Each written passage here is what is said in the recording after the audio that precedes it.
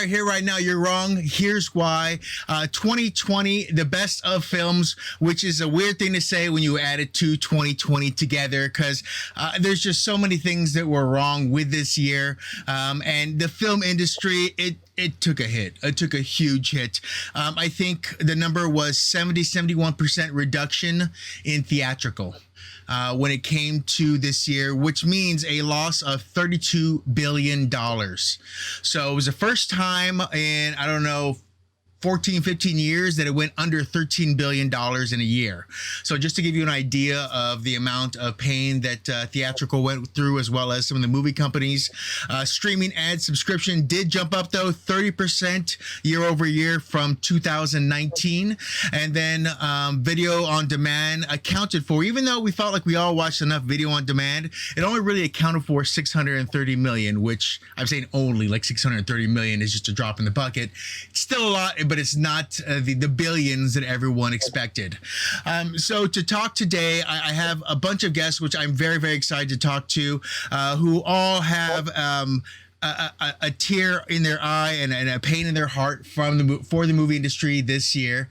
Starting in the top left, Mr. Patrick Stoner, PBS Flicks. I want to thank you for coming on. I know that you still try to work with the digital world as well. I mean, we're all Zooming, and that's the fact that we have to give that an ing is kind of weird on a regular basis now, but I thank you for coming in today. It is my pleasure. Looking forward to this. Very cool. Next up, we coming down straight from Tucson, Arizona, Herb Stratford with NBC and Fox TV. I thank you for being here today as well, sir. Absolutely. Thanks for the invite. Good to be here. Looking forward to the conversation.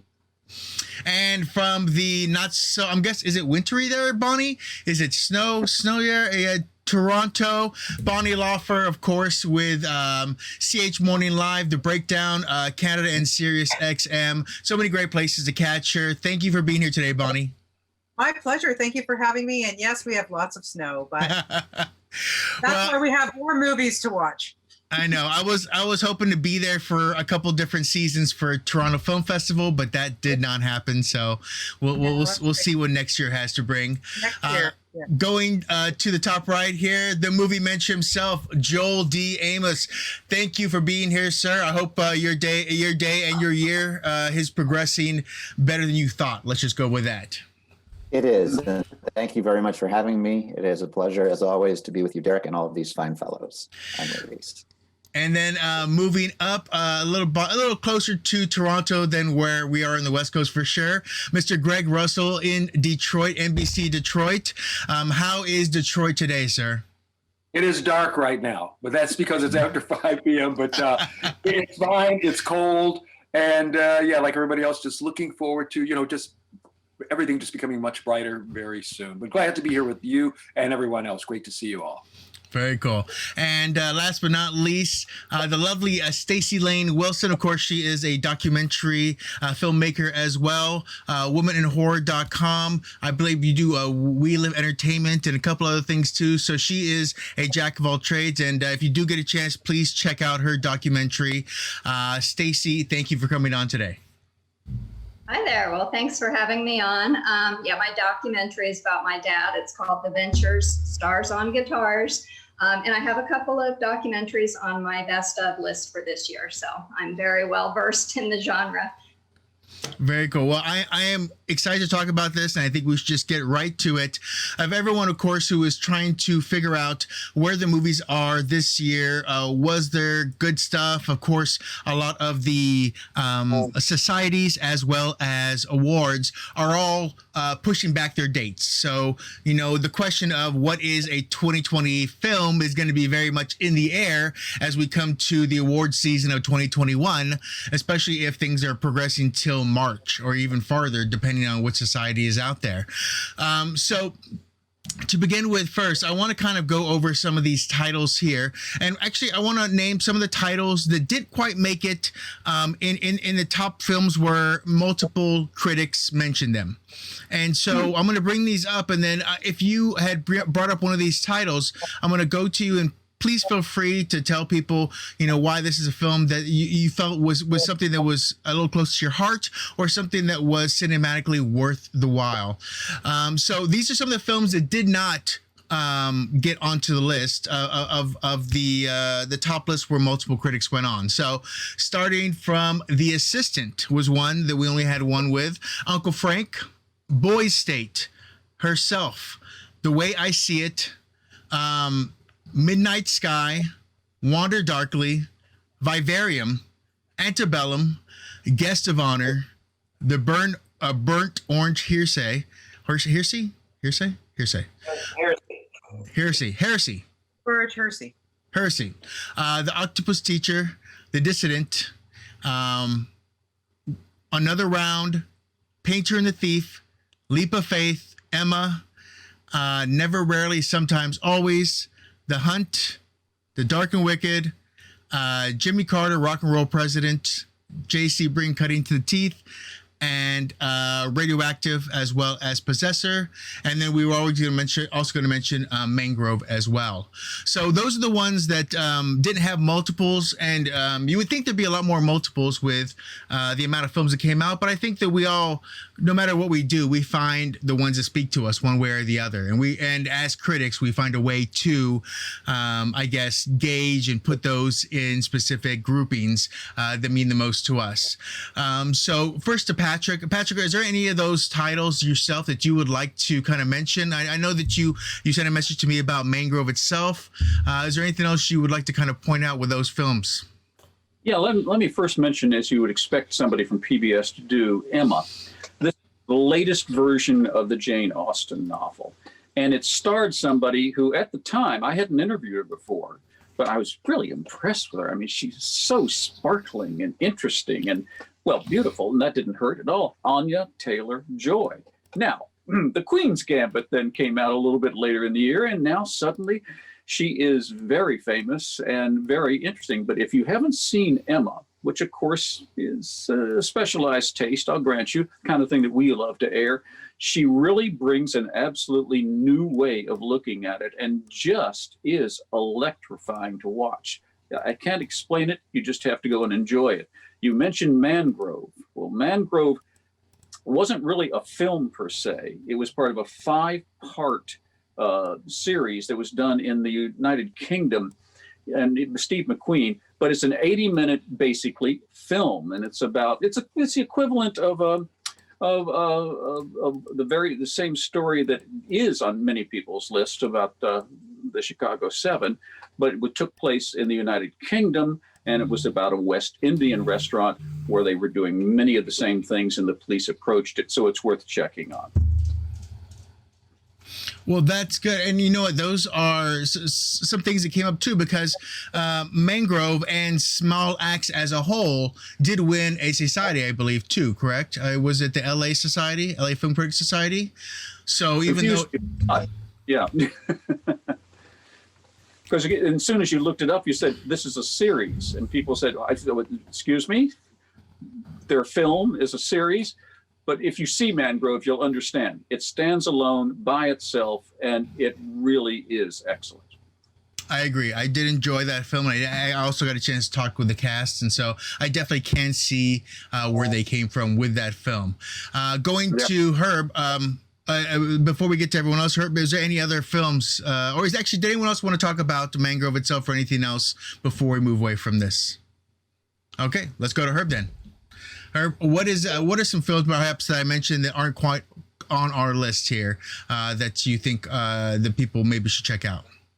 So certainly a couple of mine were on that list that only got the heads up from me. And, one of the things I think that I'm a little maybe more sensitive to as a critic is films about the art world. And I always get kind of upset about the fact that artists are always kind of made out to be, either savants or somewhat, horribly dysfunctional people. And so when I see an art world drama that's actually done really well, or I see something that just kind of sticks with me and makes me think about it for a while, that's what The Burnt Orange Heresy was for me. And it seemed like it kind of slipped through the radar. It seemed like it didn't get a lot of attention. And of course, it's such a weird time that this happened for a lot of films. but that one just really resonated. And I loved seeing Mick Jagger on screen because, he doesn't do very many things. And when you see him and he plays somebody and he does a good job, you're like, oh, wow, Mick can actually act and he's coming into his own. So that was kind of fun to see that. But I think there's going to be a lot of role for us as critics this year in basically saying to people,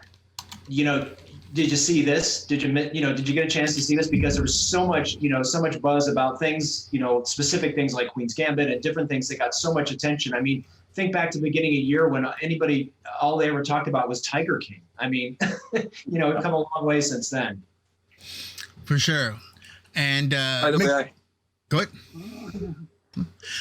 Mick Jagger himself, I think, is actually a very surprising actor. We've seen him. He was in some 80s and 90s films as well, sometimes as the aggressor and the villain.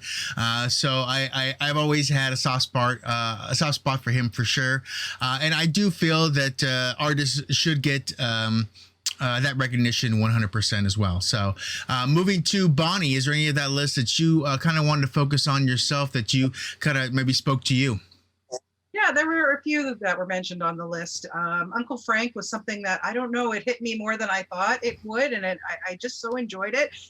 Starring Paul Bettany, it's set in 1973 as a gay man who has come out to his 18-year-old niece, but not his family. And he's, this is a huge secret, a burden that he's had. But his 18-year-old niece, played by Sophia Lillis, my gosh, that girl is such a phenomenal actress. She was in Sharp Objects. She's played Nancy Drew. She was in Gretel and Hansel. She's just fantastic. And her relationship with Paul Bettany, it was written and directed by Alan Ball, who used a lot of his own real life story in this story. So that was something that really stood out for me. And the other movie that I really could not get off my mind, and it was very, very early in the year, was The Assistant, starring Julia Garner, who we know and love from Ozark.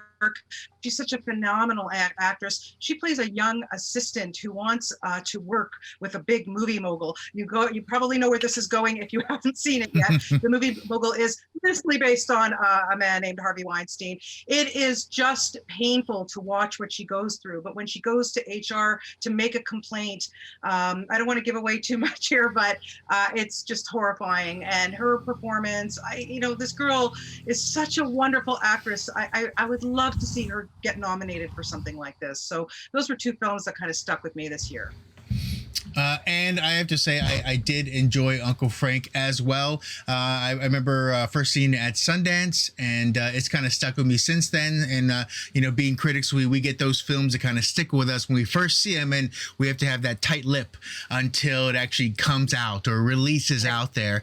Some of our films that are on the top of this list are some of those films too, so we'll definitely get to that. But let's go up to our top right here and talk to Joel. The movie Mensch, what do we have on that list that you think people should maybe still kind of keep an eye out for? I had several, but I'd like to focus, I agree with Patrick on Emma. I have a thing about remakes. If there's nothing new to add, then why are we doing it? And I really thought that my wife is a huge fan of Austen, and I read the books too. And I just felt like this Emma was more captured the essence of Austen than the Gwyneth Paltrow one, which was also a fine movie. But Emma just stuck with me. It was a delight. It was razor sharp fun.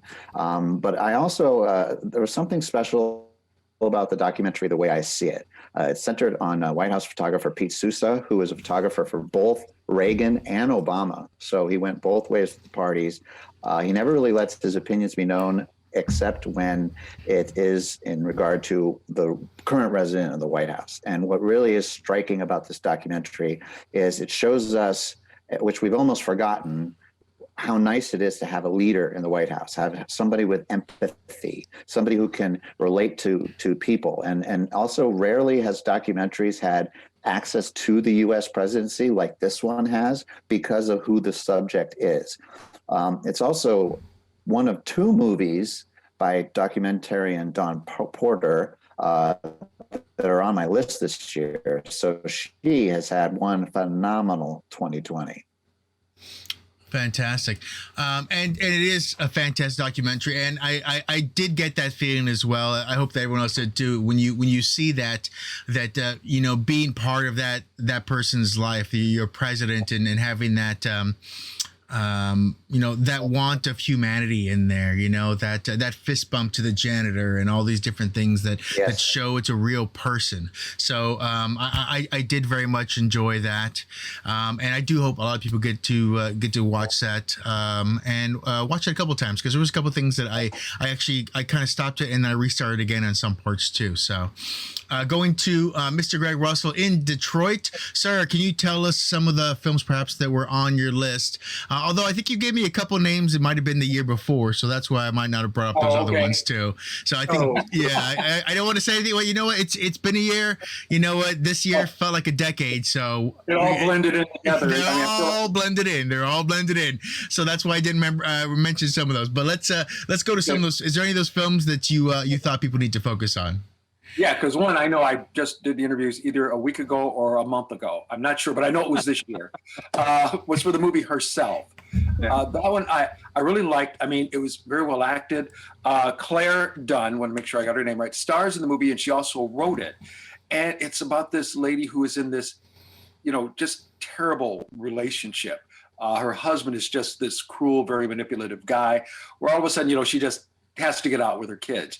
And when everything, was just going up against her, all of a sudden, just the goodness of people began to help her out. Just situations that you probably wouldn't have thought would have come up, came along to help her out. And then, of course, there's some twists and turns, like we were joking off camera about how I don't want to tell you too much because I don't want to give everything away.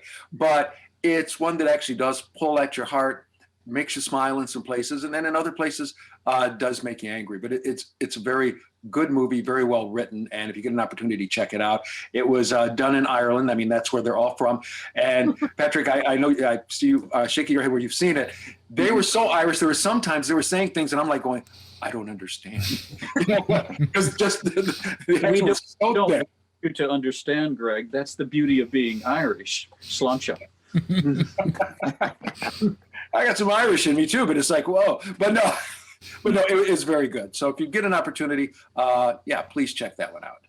For sure. Herself, definitely one of the good films that's coming out towards the end this year. And we look forward to seeing those interviews as well, especially seeing how you translate for the rest of us, I guess, as we'll look forward from there.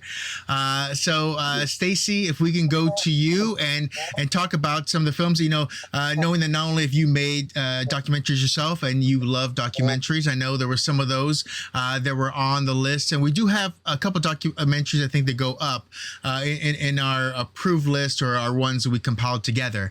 But what are some of the films that I perhaps mentioned that you didn't get a chance, you didn't think people need to focus on, let's say? Yeah, well, I do want to actually focus on two of the documentaries that you mentioned. Jimmy Carter, Rock and Roll President, was absolutely fantastic. I watched it twice and I would see it again. I thought it was a really interesting look back at a time in the mid-1970s when there was a lot of political unrest going on and how he was elected. And it really shows how he was the first cool president, because he was elected through his love of music and popular culture and actually the Allman Brothers and some other groups, Charlie Daniels Band, Bob Dylan, Willie Nelson, they all loved him and he loved their music genuinely. It wasn't, a political ploy, which I thought was interesting. And he is actually 96 years old and he takes part in the documentary too. And he's just such a fascinating character and such a kind-hearted intellectual man, which you may not realize. So I learned a lot about him. The fact that he's still out there at 96 years old, building houses for Habitats for Humanity was just really heartwarming. And I thought it was really well put together, educational, lots of vintage footage from the 70s, and also new interviews, which I liked. The other one that I want to talk about is Jay Sebring, Cutting to the Truth, which is directed by his nephew, Anthony DiMaria. And it's really fascinating look, not only like the Jimmy Carter one, at a time in pop culture and history. But it also talks about Jay Sebring and his accomplishments that a lot of people don't know about, because his death, being murdered by the Manson family, really overshadowed his life. So it was interesting to see how he was one of the first male specific hairstylists. He created hairstyles for Bruce Lee and Steve McQueen, and he had a lot of really interesting ideas about making a salon into a business. And, you know, he was just kind of getting started on that, but everything was overshadowed by his tragic death. So I thought it was an interesting look, and they have quite a few interviews with the family. So you really get to know him as a person. And I really appreciated that. And I really enjoyed the film quite a bit. For sure. Well, I'm definitely going to see that. I did see many documentaries, because we have, of course, with the Critics Choice Association, we did get a chance to see a lot for the Critics' Choice Awards for documentaries, but unfortunately there's just so many that we're trying to catch up constantly, and those are one of the things that when I go to festivals, try to catch too, because I don't know why, but at a festival it feels that it's just so much more, like there's so much love and passion behind it at a festival too, and that's one of the things that I do enjoy as much as the big movies too, but I think the documentaries are amazing for sure. So moving from there, we got a chance to talk about those films that were on that longer list. These are the films next. There's 4 of them, 5 of them that were just barely edged out by the other films in the top 10. And so these I want to give some love for and show a little graphic as well too, just because it is something that I was surprised some of these didn't go in there, but then again, there's a lot of people who watch them already and love them. So to begin with, let's start with The Outpost. The Outpost was, I think, a great film, something that I personally was surprised by. I didn't know it was going to be this good. I didn't know it was going to have the action it did, the camera work that it did, and it took me off of my feet, because it was definitely right in the middle of the time when we didn't expect much. You know, we were still, Tenet was tentatively in the future sometime, and there was so many different things going on. So this was one of those things that really kind of spoke to me. So if anyone, does anyone have any specific thoughts about The Outpost and Rod Lurie as a whole? Yes, absolutely. Listen, that firefight scene, that took me into a battle. And by the way, everybody that's connected with it and knows anything about it says it was entirely accurate down to each movement, to each different place in the firefight scene. That firefight scene took me into a battle more than anything else ever has, with the exception of the opening of Saving Private Ryan. That alone is one of the most incredible feats of movie making I've ever seen. But Rod Lurie, really, I think he's going to be a contender in a number of awards situations. Caleb Landry for sure. He delivered a heck of a role. I gotta say right off the bat for sure too. Anybody else have thoughts on Outpost?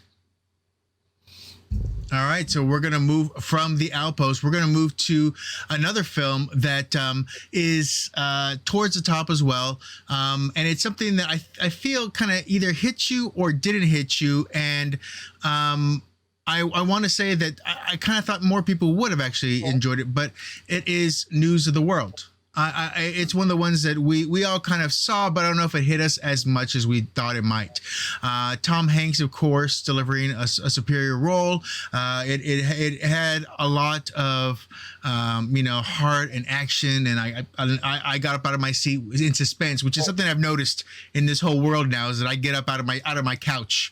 Like, I don't do that in the theater, but apparently now I get up out of my couch and I'm sitting there looking and wondering what's going to happen. So this is my world now, and this is how I understand how it affects me. So does anyone have any thoughts on News of the World and the film that came to Christmas, but might not have maybe created the numbers that Universal would have thought directly?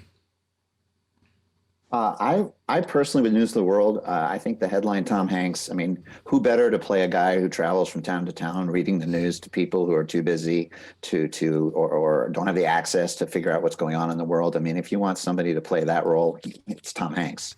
But for me, the headline of this movie is Helena Zengel, the young German actress who played the Native American orphan. She was orphaned twice in this movie, and the way that her and Hanks figure out first how to communicate, how to get along, and all this while they're on this perilous journey across Texas after the Civil War, where there's a lot of animosity on the southern side. I just thought it really captured what the book was all about, and really brought it to life in such an amazing way. And let's be honest, you can't look at Tom Hanks's eyes and not trust them, right? Oh, go ahead, Patrick. Forgive me for interrupting you. By all means. When I interviewed Tom, I wanted to talk about shooting outside because he had some very interesting things to say about that. He talked about how the sound of the environment hits your ear in a different way, and the way the feel of the wind and the other things that are happening to you in a real environment, which they shot a great deal in New Mexico. How it affects the inside performance, because you realize how those people actually related to the environment. As he said, why everybody wore a hat, because if you didn't wear a hat out there in that sun, you didn't survive very long. And it was interesting to me, because we're always talking about the inner workings of an actor, how in this case, Tom was making the point that the outer things were causing the inner things in him to work. 100%. Anyone else have any other thoughts on News of the World by chance? My only thought is going to be, how could you not have the Tom Hanks's eyes, those caring eyes looking at you and not want to go with him? I mean, that was the one part that was a little weird for me, but maybe being a young Indian child or young child that understands only in the Indian language, maybe there's the trust issues there. But overall, it was one of the ones that I definitely did enjoy, and I'm very happy they made the film, and I do hope a lot of people get a chance to watch it, even though COVID quarantine and such really hurt theatrical. But I think Universal was it 3 weeks after, so we'll see it in January with video on demand. So hopefully we'll see something there that makes sense to us. The next one I wanted to go to was something that was very much an actor-friendly film, and it was shown because of its actors, and that is The Nest. The Nest was a film that I felt was it was a film of just relationships and people, even though it had that undertone. So I don't know if anyone else enjoyed it as much as I did, but it was definitely one of my films on my list. And IFC Films couldn't be happier with it. And I feel that Carrie Coon actually was the one that really took me for the ride. So is there anyone else who had any thoughts on The Nest? Yeah, I really loved it. I chose it as one of my top 10. And I feel like it was a ghost story almost, or a haunted house story, but without the supernatural element. I mean, it was very dark, and there was a lot of inner turmoil with the characters, and the actors were absolutely fantastic. And I liked all the metaphors and just how beautifully it was shot. Actually, it's my favorite Sean Durkin film to date. And he did a couple of other ones that have gotten acclaim, but I actually think this is his best work, and I think people should see it. Jude Law, is also just fantastic in it. And I have to tell you right now, I had family members who were visiting and we were watching it. I was watching it again with them, and they're like, is this a horror movie? Is this something's going to happen, right? And they were trying to guess what was the evil. What's the evil? What's the thing? And then it's hard to tell what the evil is inside of us all, really, at the end of the day, and our wants, our needs, and their individual things. But that's the beauty of this film and how it was made, is the darkness is creeping in and you want to give a name to it. You want to point to something. And I think that's what The Nest was trying to do, and that's something that I very much enjoyed 100% too. So The Nest, let's go to the next one. The next one on our list is, let's see here, Outpost Nest. I don't think I have the image here right now, but this came always comes at last minute. Someone added a couple names here. So one of them was Soul. Soul by Pixar. I only had a couple, and I know Greg loves Soul. The problem is though, some people weren't as blown away by it as other people were. I am one of those people. So I guess let's go to you, Greg, and let's talk about Soul and why it affected you so this year. Well, it's because I grew up and we had musicians in our family, and like any musician, if you're playing local, you want to go up big. And so that's the character that Jamie Foxx is voicing, in the movie. And of course, because of a mishap, boom, next thing you know, his soul is up in the sky. That's, I guess, the best way to put it. It's almost like a animated version of Defending Your Life. Do you come back? Do you go? What happens to you? But he winds up running into this other little character, and they all of a sudden, boom, something happens. They come back to Earth, but now the character's in his body, and he is in an animal's body, in a cat's body. But it just goes to show how people who, kind of like differ and, sometimes don't want to help other folks and different things like that, all really come together at the end. I mean, I know it's your typical when you say kid animated story, especially by Disney, where of course they want to show you the goodness, but that's exactly what this movie did. It showed you how sometimes you might not have the faith in yourself, but then when you're helping someone else, you not only help them, but you help yourself as well. And that's one of the things that I think, a second here, I might be freezing. Oh. I shocked you. See, I think you did. I think you did. Here we go. Hey, let's go back. Sorry, my thing was having a little hiccup there. I understand that, and some of the people's problems I heard, funny enough, were about the fact that it wasn't enough about jazz or about the music. It was more about inner soul and everything that was there. So it wasn't about soul or having soul. It was about your inner soul and who you are. And so that was some of the issues some people had too. I personally kind of felt it just skewed a little too old for me when it came to having a Pixar movie, like showing nieces and nephews. I feel that they got a little more lost than not.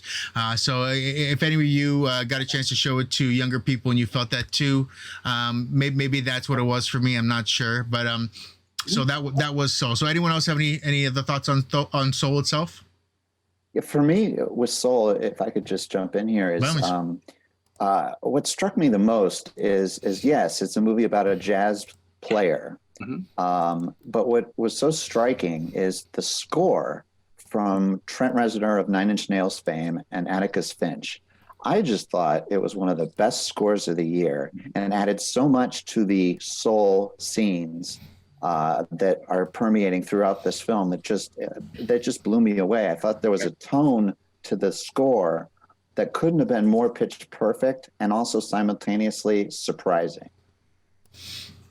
Agreed. I did enjoy the music itself, and it was very much surprising in that regard too. Moving on, we are going to go to one last one that just barely inched out, and this is another great documentary too, and this is John Lewis, Good Trouble. Now, I don't know if you got a chance to watch this, but when it came to a good documentary that I can point to this year that really was just something that taught me something, that was this film. And I definitely did enjoy it. I know a couple other people did too. So does anyone have any specific thoughts on John Lewis, Good Trouble? Actually, it was my number 8 movie on my top 10. And I just thought that it couldn't have been more timely when he said, with everything he's seen in the last 50 years as a civil rights pioneer, to say that voting rights are still the number one roadblock between a true democracy that we're aspiring to get to is really kind of haunting, because you think we've come so far, and then you see this movie and you realize we still have so far to go. And I also love this doc because there's some light moments. I mean, there's a viral video that they included where he dances to Pharrell's Happy, and I was so happy they tossed that one in there. That was delightful. But it's a profound study of the American politic, race relations, systematic racism, and how, this man is a true gift to us all. He is truly one in a billion.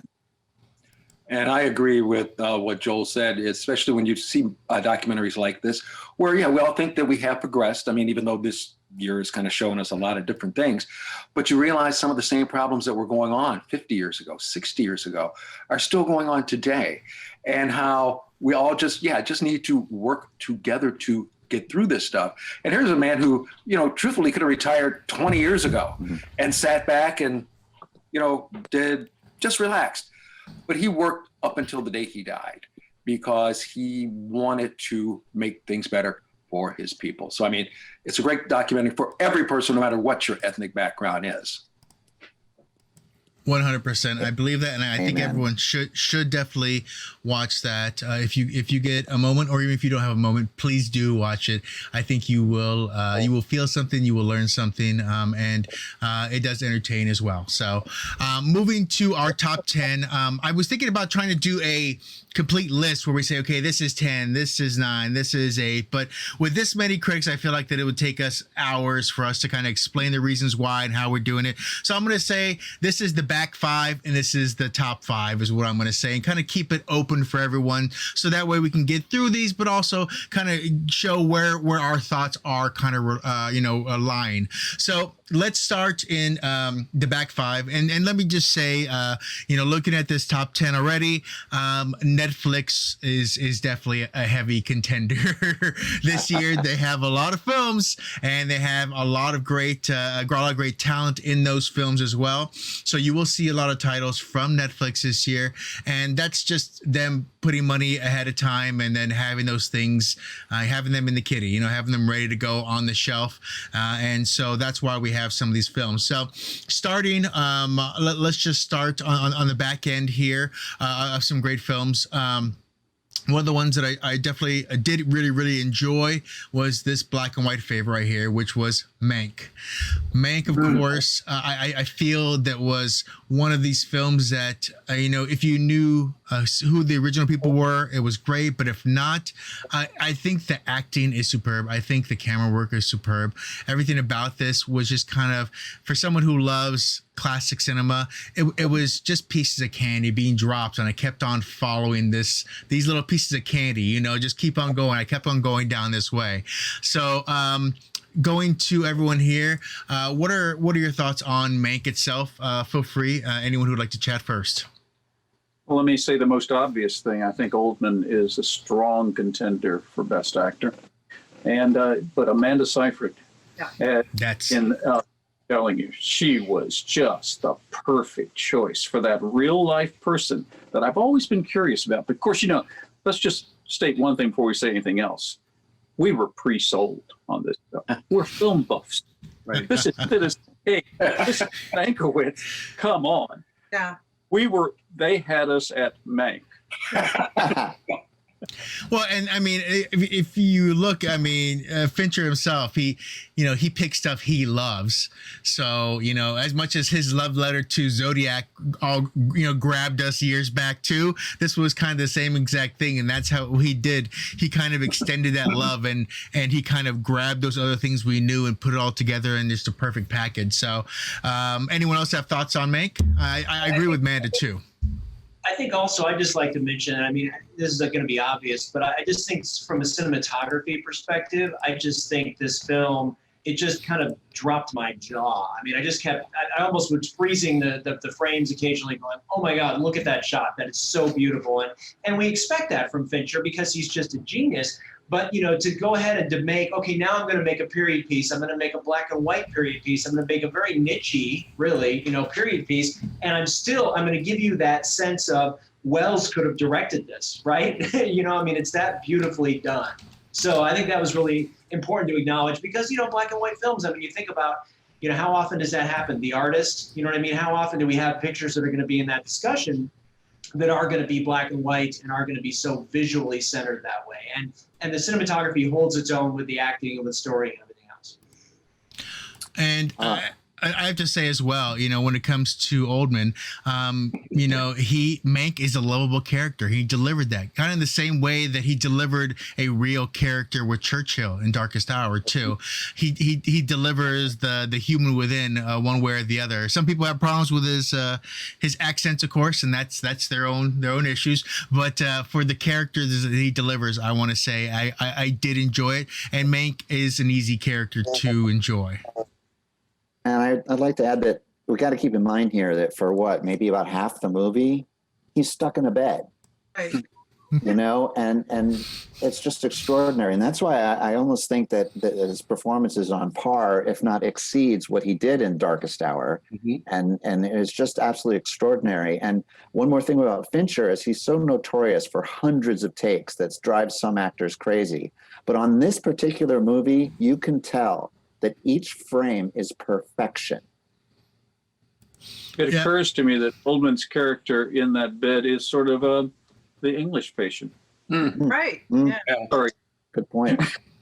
100%. And I got to say this is one of those things that it surprised me that it comes out of Netflix too. For whoever's buying their films and realizes the art and everything of the ideas of some of these things, it really does surprise me, and I'm very, very happy for what they are delivering in some of these artistic stands too. So, any last thoughts on Mank? Of course, one of these films. I hope everyone, if you have Netflix, please do check it out. It is a little bit of labor. It is somewhat long, so just realize that. But if you have any inclination to classic cinema or just good acting, I think it's worthwhile. Right. All right, so let's move from that one, and we're going to move on to another one that has been doing well in societies, and I think it's one that has been moving through festivals too, and hopefully everyone else kind of got a chance to enjoy it too, and that's Minari. This is a film that I think surprised a lot of people too. They didn't know what to expect, and more importantly, it gives us, I think, a glimpse and a window into something that was something a little bit new for us, and more importantly, something that Stephen Yeun and just kind of, I think, delivered beautifully too. So, any specific thoughts on this film?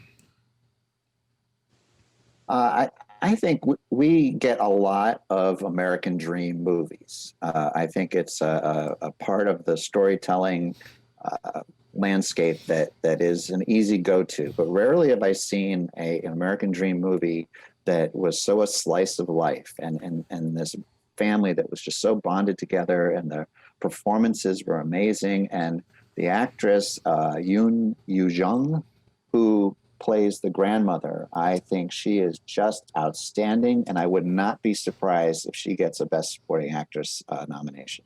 Mm-hmm. The young boy who plays David, Alan S. Kim, he'd never been in a movie, anything before. He's never acted.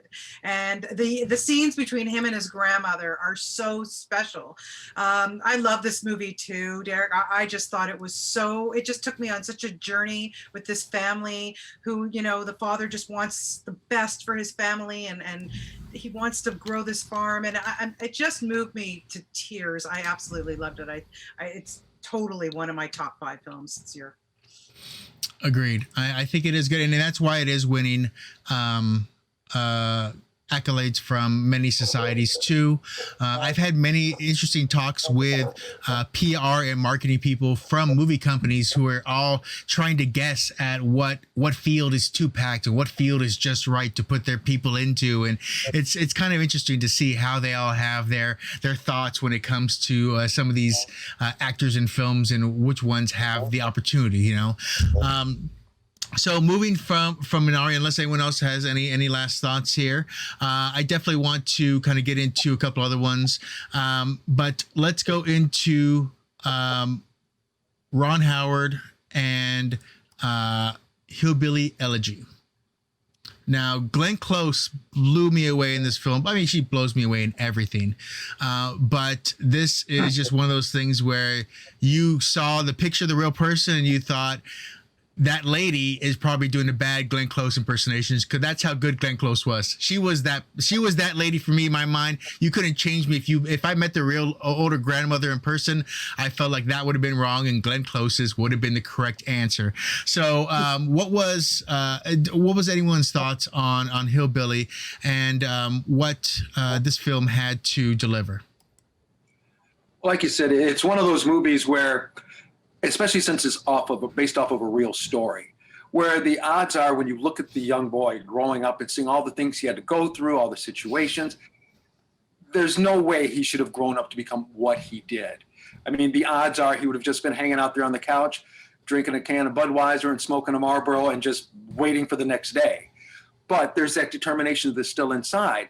And then also found out from the real person is that, because you'd almost think, oh man, with your grandmother, your mother, he said, no, those are the ones who really gave him the inspiration. He said, yeah, they were a heck to live with, but they were also great inspirations, and in their own special way, helped push him to become what he did. So, here's a guy, he's got, I'm trying to think now if it was the first or second best-selling book on Amazon right now, the book that the movie was based off of. And, he's just doing extremely well for himself. But it just goes to show, if you think that you're in a certain situation and you can't get out, watch this, because you can. 100%, and it is something that some people, I know, some critics tore it down as something they. It's funny when I see some critics, they get mad at a story if they've heard it before, like someone didn't live it, like someone didn't go through these things. And it always blows my mind how angry and like they thought, oh, well, I didn't really, what was the joke that John Mulaney said about, his girlfriend at the time said, I didn't really like the Ray Charles movie when Ray Charles's brother died. Like, what was that about? And he's like, yeah, Ray Charles didn't enjoy that either. Like, what did you think? Like, they just added this in because it's the real story. So I have an issue with critics who do that, who expect us to be like, no, this is gonna happen, or we're gonna give a plot twist all of a sudden. It's a real life. It's based on something, Yeah. And so that's something that I definitely have problems with sometimes when I read some criticisms, especially the angry side of them, for sure. Hillbilly, or Ron Howard.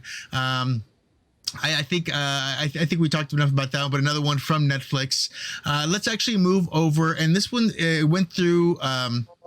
This one went through the festivals as well, and this was something that was, I think, pretty well loved throughout. And Amazon ended up picking up this one, which was Sound of Metal. Now, Riz, I thought, was amazing. It was something that I didn't know what to expect. Everything about this story was just something that was interesting from the angle, a heavy metal person losing their hearing, a drummer, and going through all these different issues, and being somebody who was so emotional in your art form and trying to, suppress that but also accept it, it blew me away. So, if I could talk to anyone about Sound of Metal, are there any specific thoughts about this film? Yeah, this one just blew me out of the water. Now, let me just tell you a quick story, because in 2019, this film was at the Toronto International Film Festival, and I had already seen, so many movies, and I wasn't scheduled to do an interview this, and I didn't read anything about it.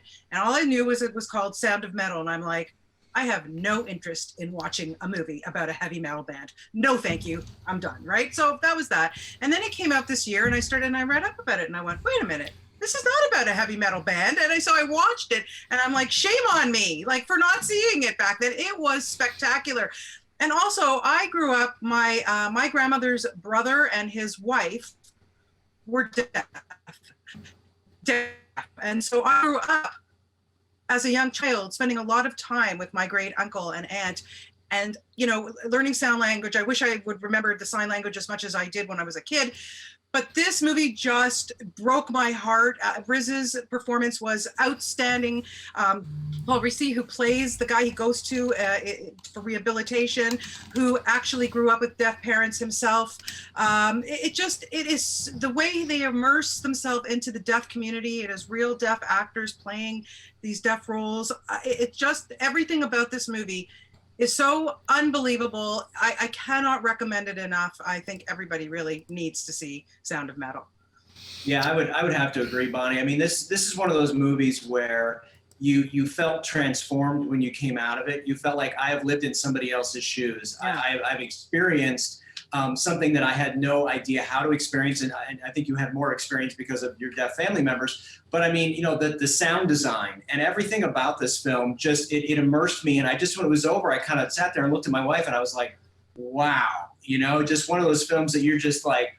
And just, you know, you had no idea where it was going to go. You know, I mean, it was just like, and it was okay. You know what I mean? Like, you were at the end of the journey, you were like, I went somewhere and I'm okay. You know, loved it. The ringing in your ear, like, yeah, you're right about the sound design.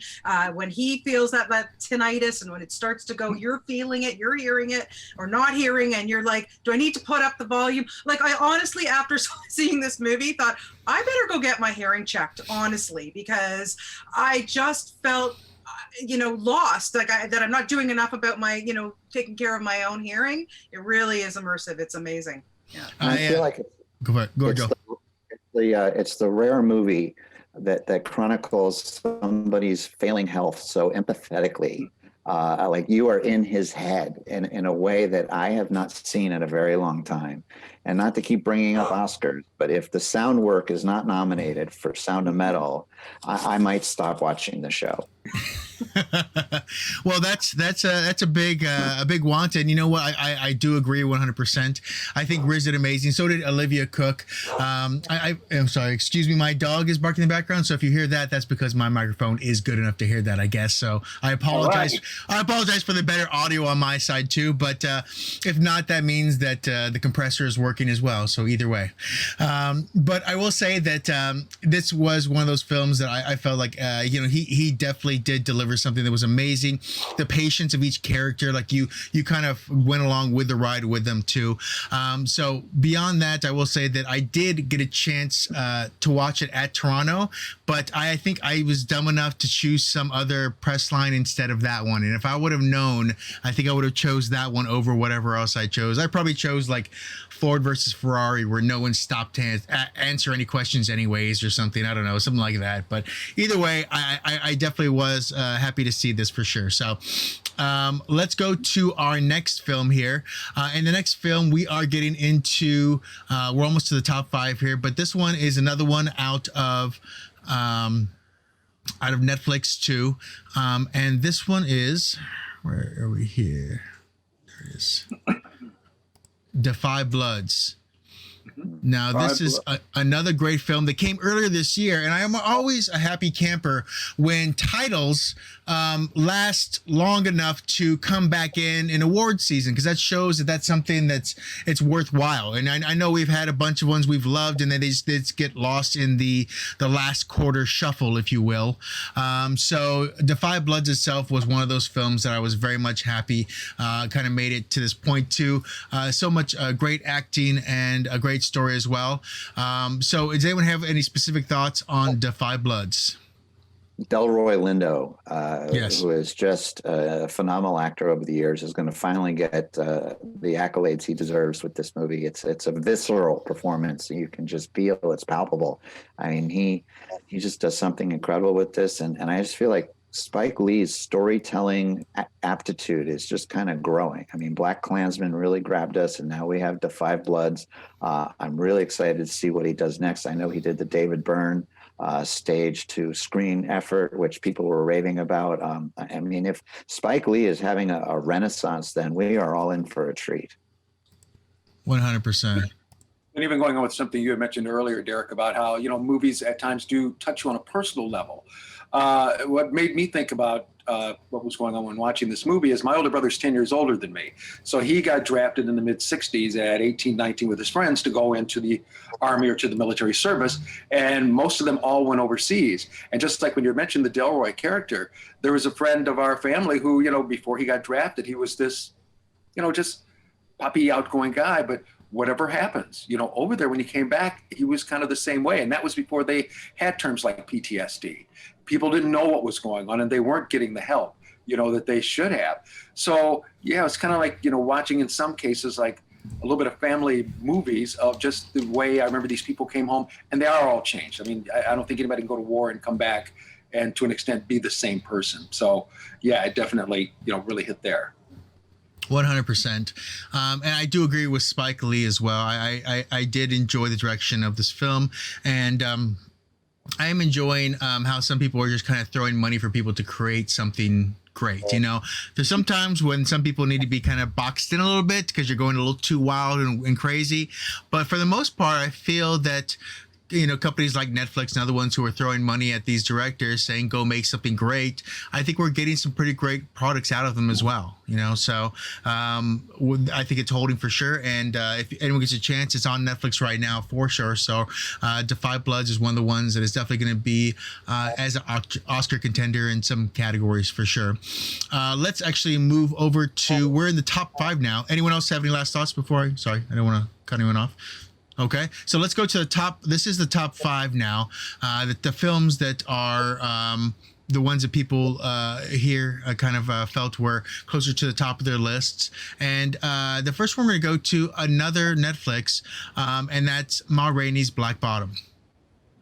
And a lot of people have said, because of Chadwick, as people are watching it or things along those lines, it's generally a good movie. Viola Davis is amazing. Coleman is amazing. I mean, there's so many great people in this film. So any specific thoughts when it comes to Ma Rainey? Well, like you said, Oh, go ahead, please. Oh, no. I was just going to say, probably like everyone else, just tremendous performances. I mean, like you said, Viola, just her character is just this powerful woman, at the time.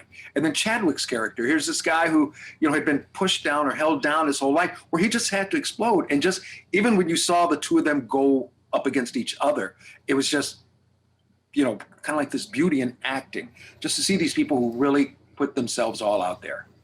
Yeah, the dialogue. August Wilson is such a brilliant writer. Of course, Viola was in Fences and won an Oscar for that, and a Tony, I believe, too.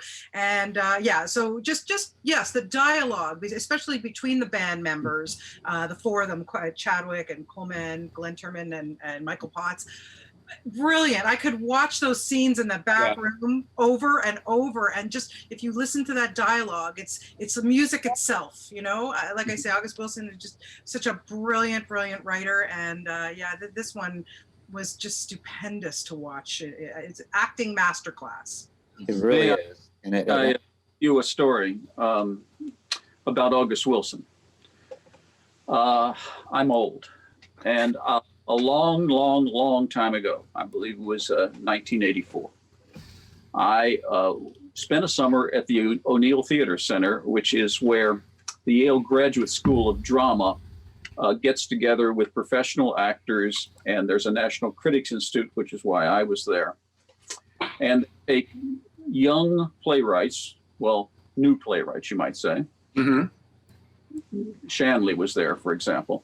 Wow. And August Wilson was there creating this new production called Ma Rainey's Black Bottom. Now, what you do if you're in the Critics Institute, it goes on all summer, remember, and they work on this play all summer long. It's a work in progress, changing things. The playwright is there. So I sat in the risers with August Wilson because I was watching it, and we would just chat about the changes he was making and what it was all about. And I remember saying to him, I don't know that much about the music. I'm learning a lot about the music. And he would say, well, Patrick, it's not really even about the music. No, it's about these people and the world in which they were created. It has happened to be set in the musical world, but it didn't have to be. So it was very interesting. He was a total unknown. He even told me something that was fascinating. August Wilson, this is now. He's got his own theater on Broadway in his name, remember. He told me, Pat, when I wrote my first play, I'd never actually seen a live performance of a play. Wow. Wow. True.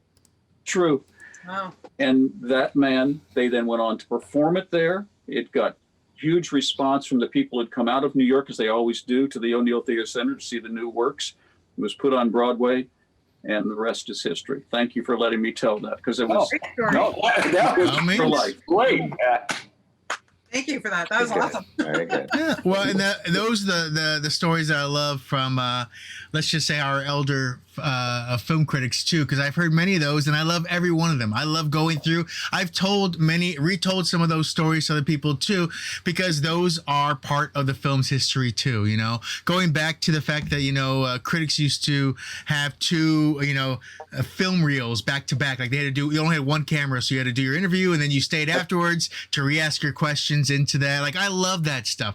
That stuff is amazing to me. And you talk about all the amazing films. This from Star Wars to today.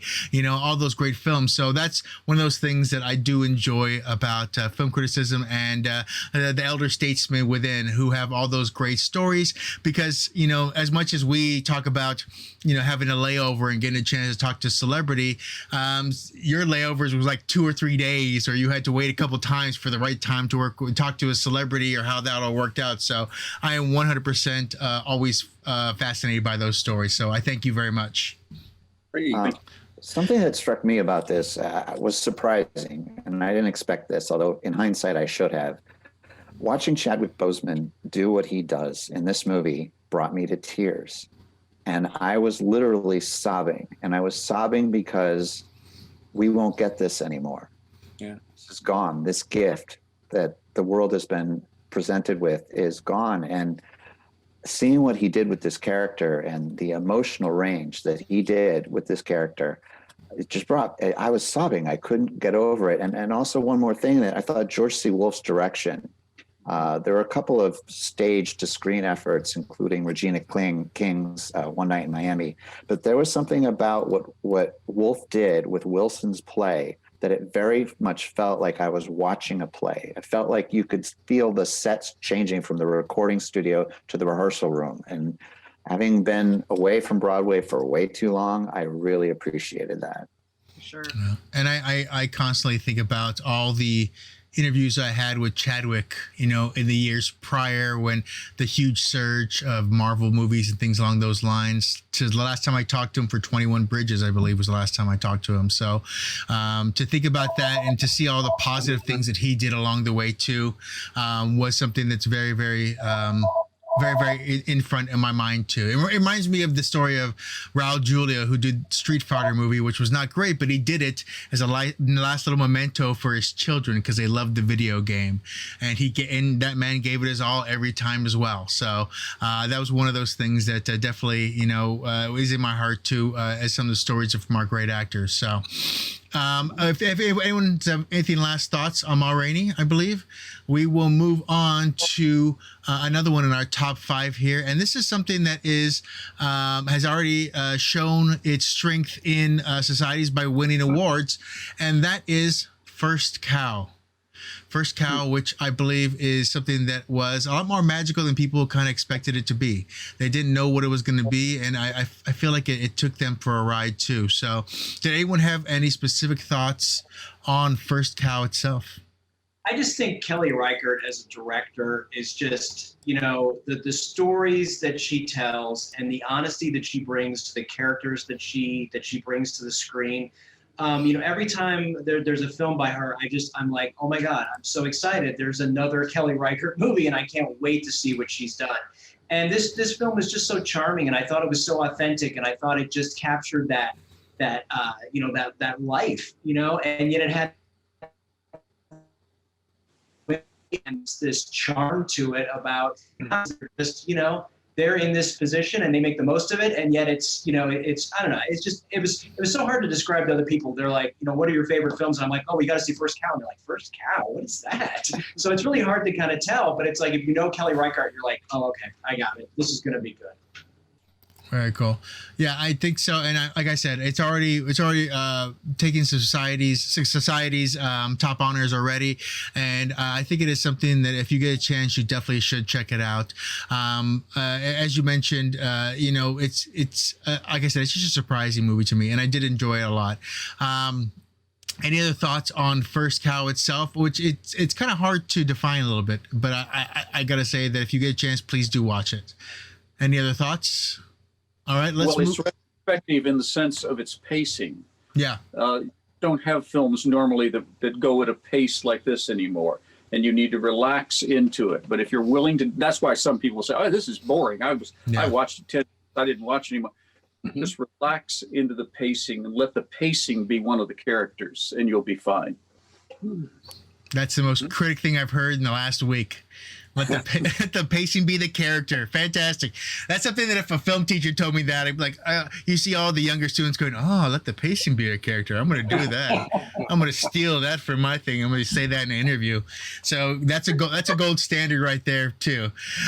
Moving down the list, this is another film. Of course, we're getting the top films. So these are all ones that have taken the top honors in a lot of places. This one, I mean, you can't say enough about, let me see here, Nomadland. Nomadland is just one of those things with Frances delivering something that, you know what, I can't imagine anyone not expecting the world from her, because she delivers it every time. You look at the things she's done and the characters she's created and how real and grounded everything she delivers is. It's just magical to me. So if anyone has any specific thoughts on Nomadland, I know we're going to hear a lot more of it as we get closer to awards season. So it'd be interested to hear what you have to think about it. I'll jump in. Frances McDormand can read her Wikipedia bio, and I would give her an Oscar for that. I mean, she is just so, oh God, brilliant in this movie. I almost wanted to pack up my home and go on the road and just, honestly, I just don't even know what to say. It's just so understated. It's just a dignified performance. And it's about the, American homelessness, but finding good in people. And some of the people, again, who are in this film were real homeless people who lived out in their trailers in this community that she finds on the road. It is heart-wrenching. It is beautiful. It's absolutely stunning to watch. The cinematography is gorgeous. What a heartfelt, amazing film. Loved it. I mean, if you talk about her too, I mean, her characters define a movie and they'll carry it across the finish line, no matter what. Everything from Fargo to Three Billboards. I mean, everything about those characters is just memorable to the point of being a neighbor to you. You know who they are, and they stand firm on who they are, and it's just magical to me. So Nomadland, I feel, is one of those films that people should watch this year just to see another amazing performance by her too. Fern is great. So any other thoughts on this? Yeah, just that the word timely is used a lot when we're talking about films, but I really felt like this film, considering the virus and what it's doing to our economy and families and households across the country, couldn't be more timely. And there are a lot of people facing evictions who are living in their cars. And I think it shines a light on maybe a forgotten segment of society that we really all need to collectively pay attention to. Agreed. Especially I'm in a town where unfortunately during COVID, we were famous for putting homeless people in parking spots, separating them by 6 feet. And that is not a way to show compassion, even if it is, I guess, logistically the smartest way to do things too. So it was definitely something that I feel like that is a very, very valid point too. So Nomadland, any last thoughts before we move on? Let's go to this next one here. And this one, of course, we all knew was going to be in the mix because Aaron Sorkin. I mean, Trial of Chicago 7. Let's just be honest. Aaron Sorkin, of course, not only delivers the dialogue, but he delivers the characters we want them to be, which I think is the number one thing. We want these characters to be who he delivers, in the same way that we wanted our American president to be someone who was written by Aaron Sorkin at some point too. And I think that's one of the things too, because one of the gentlemen who is the son of one of the Chicago 7 actually lives here in Vegas, and he's talked about it a couple of times. But this film was, I feel, magical in many different ways. Sacha Baron Cohen was fantastic, and overall, I have watched it 2-3 times now, I believe. So, and I don't do that much with, the amount of films they thrown at us. We don't have a lot of time to rewatch things these days. So that's saying a lot. So let's talk here. Anyone have any specific thoughts on the Trial of Chicago 7? Well, I think if there's a dream writer and director to make this project, it's definitely Aaron Sorkin. He did do a fantastic job. And like you said, the casting was absolutely perfect. And I think, people will learn a lot from it. I know we're all kind of politicsed out these days, but it's definitely something worth looking at. And like you said, I think it does bear more than one just viewing. 100%. And the people involved in this, I feel like everything historically as accurate as you can get with Aaron Sorkin's. I know he takes some license for sure, but I do, like I said, I do feel that these characters are who I'd want them to be because of the way he writes them too. So another Netflix film up there. We've had, let's see here, 1, 2, 3, 4, 5 Netflix films in the top 10. So just so you guys know, that's not, we didn't get any big presents from Netflix this year or anything crazy. It's just the way it is. That's just the way it is. I think they gave us hot cocoa mix, right? That's what we got this year. So I think that's what we got. So there's no question when it came to Netflix. Just so you know, that's our gift. So that's not buying anything from us, as we could be bought anyways. Don't worry about it. These are films that we definitely agree on, and I'm an Aaron Sorkin fan. I mean, I've met him at CCA or broadcast for BFCA events in the past too, and he is just the nicest guy. So I'm a fan of his work, but also because his work is great. So moving on, this is the one film I'm not gonna. This is a top 5, but let's just say it's a top 3 as well, and it's also something that I enjoyed, and it blew me away at Sundance this year. And this is the last film that we're going to talk about today. So everyone could take a little breath there. But this film right here, Promising Young Woman. Mm-hmm. And you look at everyone's head. Everyone's head is, that's right. Promising Young Woman. That's right. All right. This film right here is just like, it was just so unexpected and so fun and just done so well. I loved everything about this film, and so I know all of you have much to say. So let's just start down this road. Who would like to talk first? Actually, let's go to Staci first. What's your thoughts on Promising Young Woman? Yeah, well, I thought that I love the way it was made, although there were a lot of tonal shifts that you kind of have to navigate through. It's definitely a very multi-layered film. It's, as you can see from the photo there, it's very colorful and playful, but it belies a very dark subject, and it's just beautifully acted. Carey Mulligan, if she doesn't get nominated for an Academy Award, I'd be very surprised. 100%. Let me just say about that picture that you're using there to describe it. It is, of course, at the moment when the only time in my history of watching films that I've enjoyed seeing anything that was connected to Paris Hilton. That song that they do there was absolutely brilliant. Paris Hilton I have interviewed, and I could have gotten a better interviewer out of her poodle. But Promising Young Woman, it breaks new ground in the same way that Psycho broke new ground genre. I think so. Well, if I can get a Paris Hilton story out of Patrick, then I think I've won for the day for sure. So I will say I have met her many times too, and she has yelled at me twice to take her photo for news. Like she's told me to take the photo to make sure that it gets out there. So that was my job at the time. So what are you going to do? But moving down the line, anyone else have any thoughts on this? Of course, Bo Burnham was amazing. Carrie was amazing. Allison, Adam. I mean, everything about this film was just fresh and fun. And it didn't necessarily go where you thought it was going to go either. So and next up. Right. I was going to say, that's the thing that I really enjoyed about it as well.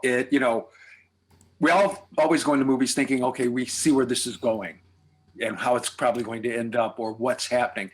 No one could have predicted this, which just made it so much more fascinating. And then even just when you get to realize what happens, it's like, oh my goodness, I get it. I understand this. And this is something I, just never would have thought or never would have seen. So yeah. And like you said, Carey Mulligan just loved her. Absolutely loved her. Yeah, and let's add that this was directed by a woman. Now, I feel that had it been directed by a male, I think we would have seen a completely different film here. But this was just wonderfully directed by, her name is Emerald Fennell. Anybody who's watching The Crown at the moment, she plays Camilla Parker Bowles. So, I mean, this woman is a talented young lady. I think we're going to be seeing a lot more from her behind the camera and in front. She's also in Killing Eve. She's really like, wow. I had to look up the director because I didn't know who had directed this after watching it. And when I saw that it was her, I was like, really? Wow. But I agree. Carey Mulligan is just, wow. Does she ever let loose in this movie? It's traumatic, but it's just, oh boy, does it ever pack a punch. Way to go on all accounts on this film. I'll also mention Call the Midwife as well for all my British television friends too. Call the Midwife is another one she is well known for as well. So Joel, do you have any thoughts? Yeah, I use the word hurricane to describe what Carey Mulligan gave us. I mean, she just was a hurricane, but yet at the same time, like a hurricane, it's very unpredictable where it's going to go. And I was just so blown away by that. And the timing of this film right now, we're kind of a couple years beyond Me Too, and yet there's this sense, there's a line that stuck with me that a character said that you want to ruin a man's life over this. Well, I just that just floored me, but that's something that millions, thousands probably women have heard over the course of their lives, and it is the movie that we need right now. And I think it's twists and turns, and it's strange to say this about this movie, but it is wickedly entertaining. I mean, you are on a ride with this entire thing right through the end, and I could watch it again. Somebody get that man a check and a poster to sign to put that on top of right there. That's the poster. Wickedly entertaining is the poster that we need from that film right now. Anyone? So we went Staci already. Herb, did you have any thoughts? Yeah, I just wanted to add, I mean, everything, specifically, like Bonnie mentioned, Emerald Fennell, somewhat out of nowhere, right, to deliver something, a tour de force like this. And I think what's so refreshing about this film, too, is the fact that it defies explanation. Like, you can't really just say to somebody, oh, Promising Young Woman, they say, oh, well, what's it about? Oh, well, it's like a revenge film. It's like, it's not that. You know what I mean? It's like so much more than that. And it takes you on such a ride, and it is so unexpected, but it is so rewarding, even though it's, Joel, like you said, it's entertaining, but it's dark. I mean, it's pitch black, but yet it's entertaining. And you feel like at the end of the day, you're like, okay, I'm okay with what happened. That was like, it was dark. You don't want to just be like, yeah, but it was just such a unique film, and I can't wait to see what Emerald does next. It's like, if this is what she's bringing to us, more, please. I want more. 100%. All right. So, any last thoughts on Promising Young Woman before we close out this last one here? Just this interesting thing about the acting choices. Carey Mulligan didn't play this very, in many ways, scary person with her words or her rants or her anger. It was her absolute calm and self-assurance that made her so terrifying at this. That's an amazing point, because there's actually one of the stills from the movie. It's her sucking on a straw, and it's just one shot, and that's the shot. Thank you, Greg. And everything you said, Pat, is right there in that shot. Yeah, it's true. 100%. Well, I think that it's definitely a film that we're definitely going to see. And you know what? As much as critics love some films, other societies and other actors and other people have different thoughts and feelings too. But I think that our top 10 is pretty strong, and I feel that we will see a lot of those titles at the end of the day in the upcoming award season that hasn't already begun. So I want to thank everyone here. Before I let you go, I always have to ask one last thing, which is where can we find you? And then what are you watching right now, if I can ask too? So Patrick, where can people find you online? And what is it you are watching right now that they might tickle them? Well, first, yes, you can. It's a little bit long, but you could go to pbs.org/show/flicks, and it's on the National PBS website. And each week it has a different interview with. And what I'm watching right now is a series on Netflix called Bridgerton. Yes. Which is sort of like Downton Abbey in the Regency period with a wry smile. And it was so well regarded by them that they actually ordered up the second season even before the first episode aired on Christmas Day. Fantastic. All right, going down, let's talk to Herb. Herb, where can people find you and what are you watching? So you can find me on in Southern Arizona on both NBC and the Fox affiliates every week, and then I'm also on radio. And I'm playing a little bit of catch up right now. So actually, last night was Herself, and tonight is One Night in Miami. So doing some of that stuff, which is good. But also just been watching such great stuff. I mean, I know we didn't have a chance to talk about any TV today, but oh my God, there's just not only the Queen's Gambit, just so many great things to talk about. And that's a whole nother conversation about what a renaissance of TV we've had. So, I just finished catching up on Peaky Blinders, which I just adore that series. So that's super exciting too. Can't wait for some of these things to come back. Fantastic. Let's talk to Toronto. Bonnie, where can people find you and what are you watching? You can find me at my YouTube channel, my own website, smartentertainmentgroup.com, CH Morning Live, and SiriusXM, The Breakdown, and of course on Instagram and on Twitter. I just binged 3 series in 3 days. Yes, I did. I caught up on 2 that I had been putting aside. So I watched Industry, which is just fascinating about the banking system, young grads coming to London to become financial whizzes. Whoa. Vile characters, to say the least. You can't stop watching. Then I finally watched Watchmen. Holy mackerel, was that ever amazing. Honestly, I don't even know why I had set it aside for so long, but I finally sat down and watched the whole thing. And then yesterday I binged an entire series that's coming to Netflix in the new year called Georgia and Ginny and Georgia, about a pretty disgusting mom who she's got a lot of secrets going on, and her young daughter and raising her young daughter. So those are 3 series I just binged in 3 days. Let's move on. Let's move over to Staci. Staci, where can people find you? What are you working on? And also, what are you watching?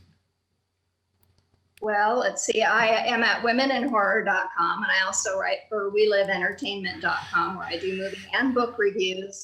And I just finished that documentary about the Ventures, and I'm working on another film, which is a rock and roll sci-fi comedy called The Second Age of Aquarius.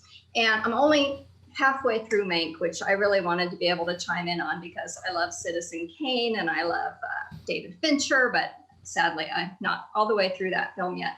But I did just finish actually binging The Ripper, which is also on Netflix. It's a 4-part true crime series, and it's very, very interesting. And it's also topical, which I love. I like when there's sort of cultural context. And this is about a series of murders that took place in the late 70s and 80s in England, and it's very interesting. And by the way, Netflix did not send me any hot chocolate or anything, so I'm not a show for Netflix either. You can share mine. I'll make sure you get some from me. All right, so let's move up to Greg. Greg, where can they find you and what are you watching?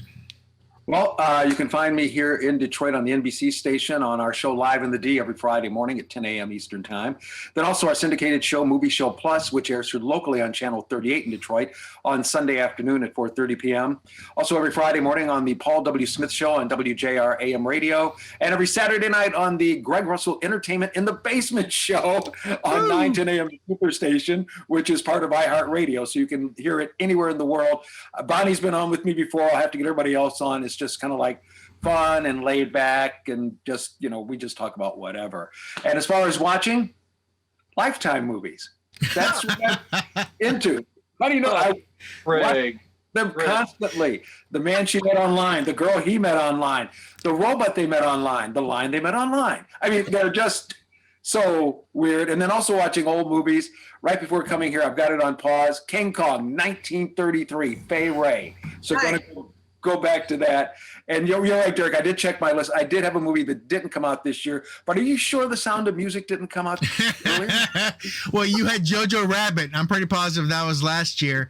And then you also had The Gentleman, which I think was last year too, wasn't it? Yeah, it was on somebody's list for this year because you're going through checking to make sure you didn't miss anything. It's See, you can't copy someone else's list. That's the key. Through this, Greg. well, no, not copying from it, but just checking the list of what came out. Just so you know. Like, what the hell came out? We've seen so much. I know. Okay, let's move up to Joel. Joel, where can they find you, and what are you watching? First of all, Greg is correct. The Gentleman arrived in January. I know January. Oh, okay. Then you go. January. Oh, 2020 January seems like 2010, but he is correct on that. Okay. You can find Joel, me, at themoviemensch.com. And I've been watching, finally, I'm late to the party, but I've been watching Schitt's Creek. I'm on season 4. And I'm just loving it more and more. It just grabs your heart in the most surprising way. And last night I saw the Simply the Best episode, and it just kind of brought a nice little tear to my eye with a smile as well. So I'm enjoying that in these final days of the year that was. Yeah. Fantastic. Yeah. Well, just for me, really quickly, I just want to say that some of the films that I definitely want people to watch are Wolf Walkers. I feel is one of the best animated. I loved it. It has so much heart in it. It feels like an older animated tale that kind of grew up with. Palm Springs, which we didn't mention, but I think we all love, was fantastic with Hulu, Andy Samberg, and Kristen Milanotti. Milanotti, Kristen Milanotti. Yeah, Kristen Milanotti. So yeah, that's another one as well. And Mads Mikkelsen in Another Round, which is just so great too. That also is winning some festivals, but that might even be more of a 2021 kind of film than this one. And those are the ones that are really capturing my heart right now. As for TV, Letterkenny, so my Canada love is there. Letterkenny, Pitter Patter, and then catching up for my interviews for Cobra Kai.